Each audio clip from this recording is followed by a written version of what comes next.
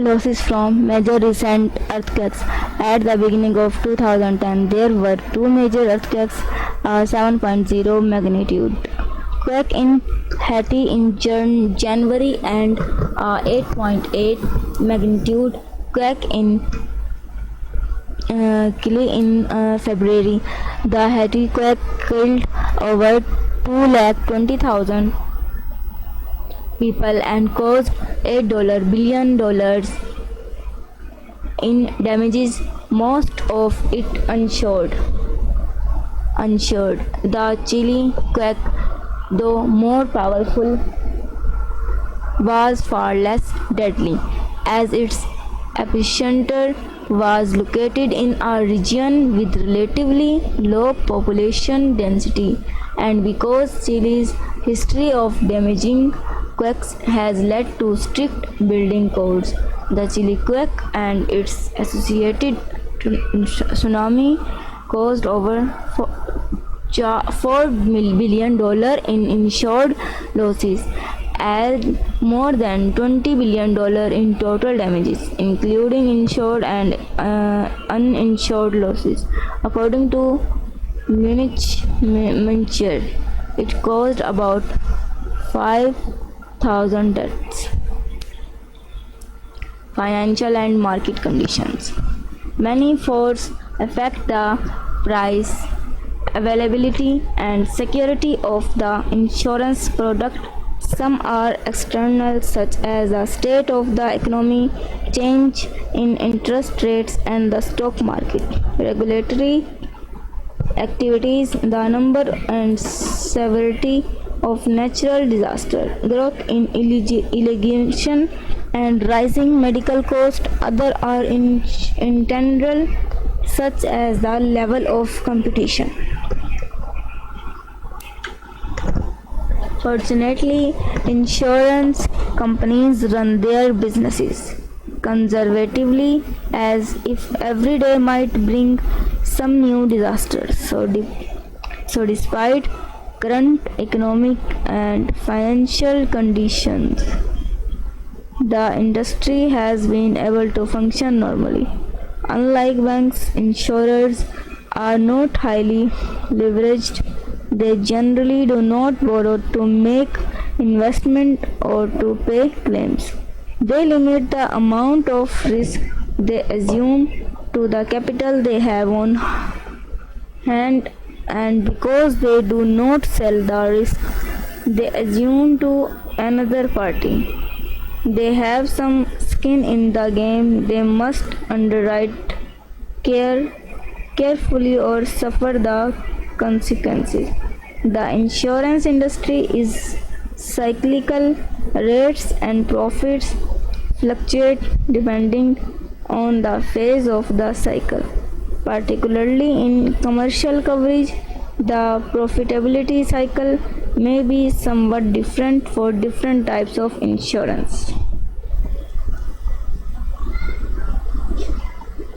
The cycle of the early and mid 1980s was among the most severe that the industry has experienced.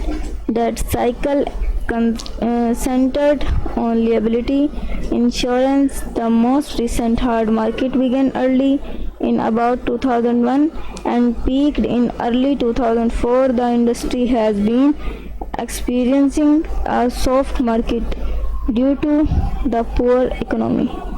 While there had been some indication that rates were flattening out, industry analysis expect to soft market to continue well into 2010. The insurance cycle. The property casualty insurance industry has exhibited cyclical behavior for many years, as far back as the 1920s.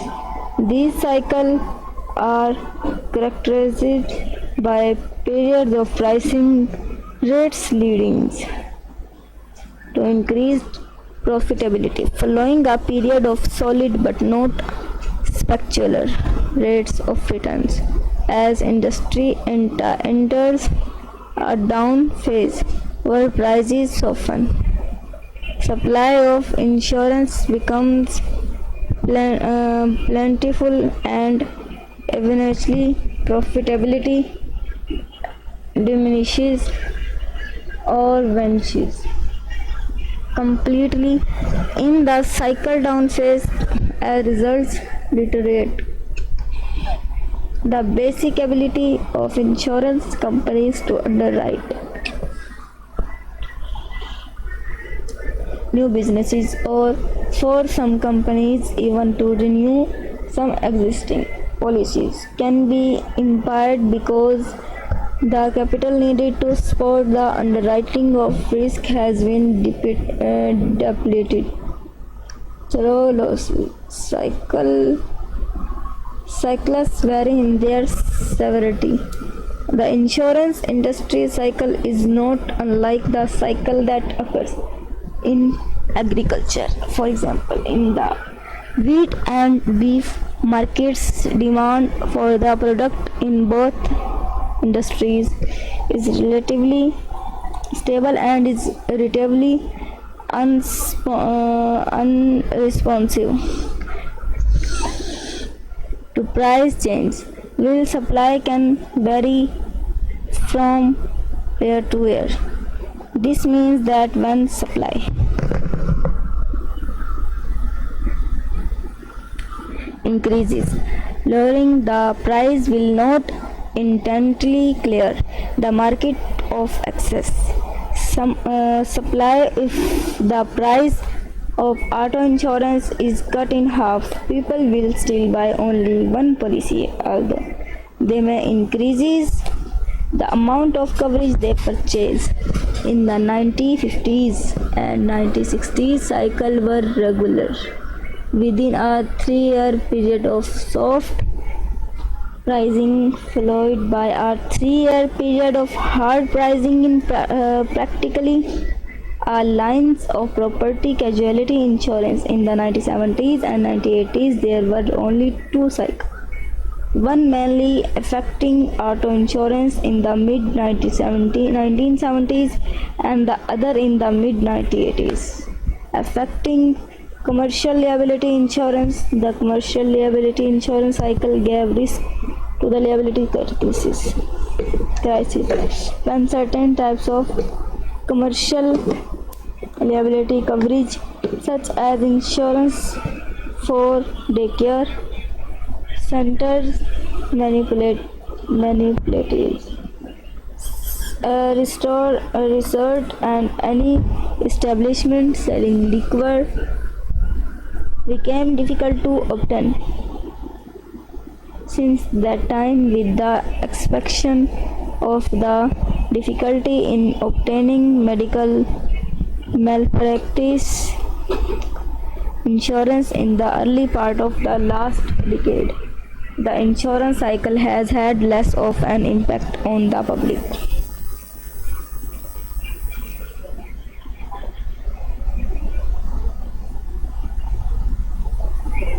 Flood insurance. Because of frequent flooding of the Mississippi River during the 1960s and the rising cost of taxpayer-funded disaster relief for flood victims in 1968, Congress created the National Flood Insurance Program (NFIP). It has three mandates to provide residential and commercial insurance coverage for flood damage, to improve flood plan management, and to develop maps of flood hazard zone. While the comprehensive section of an auto insurance policy covers flood damage to vehicles, there is no coverage for flooding in standard homeowners, renters, or commercial property insurance policies. It is available in a separate policy from the NFIP. and from a few private insurers. Despite efforts to publicize this, many people exposed to the risk of floods still fail to purchase flood insurance. It was the widespread flooding associated with Hurricane Katrina in 2005 that drew attention to the NFIP and set in motion debate about how to improve it. So far, Congress has not taken steps so significantly revamped the program.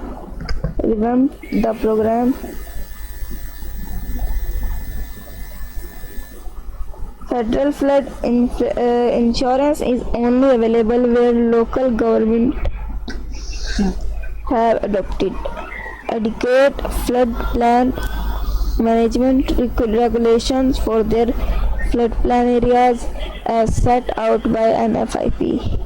About 22,400 communities across the country participate in the program.